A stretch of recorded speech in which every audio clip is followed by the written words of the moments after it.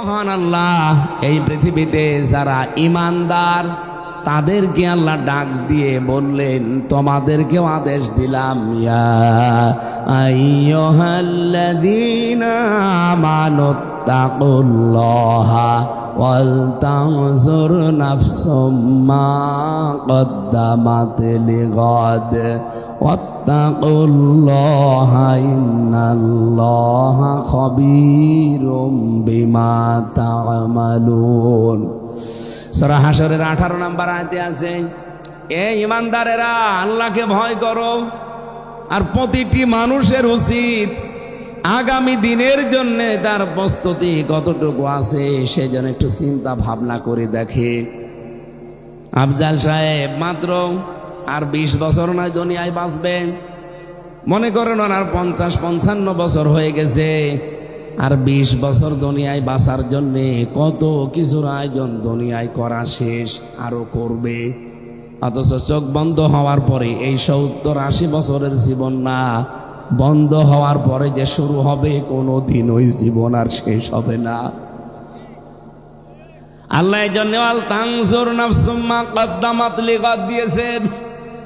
নাজারা ইয়ানজুরু মানে গবেষণা করে দেখা, আর র মানে দেখা। এমনিতে যা দেখি এইটার নাম র। আল্লাহ বলেন গবেষণা করে প্রতিটি মানুষের উচিত দেখা যে আগামীকাল যে আমার শুরু হচ্ছে জীবন, যেটা শুরু হয়ে গেলে আর শেষ হবে না। এটা তো শুরু হয়েছে, শেষ হবে, কিন্তু এরপরে যেটা শুরু হবে শেষ। আরো জোরে বলেন, কতদিন শেষ হবে না? এদিকে তাকান।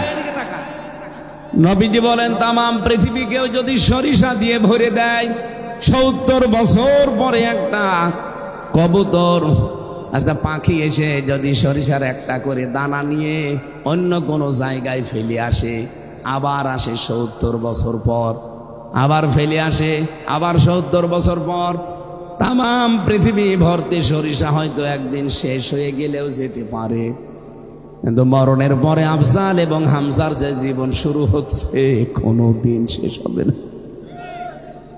কি জীবন পড়ে আছে বলেন তো? আমার তো মাঝে মাঝে একা থাকলে দুনিয়াদারি আর কিচ্ছু ভালো লাগে না, যে কি করছি।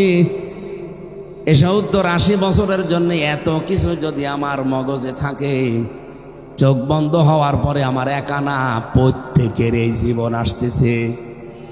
আরো জোরে বলেন, কোন প্রস্তুতি আছে আপনার জীবনে? কোনোদিন একটা লম্বা সেজদা দিয়েছেন? আপনি কি বলতে পারবেন যে আমার 1 ঘন্টা 1.5 ঘন্টার একটা সেজদা আছে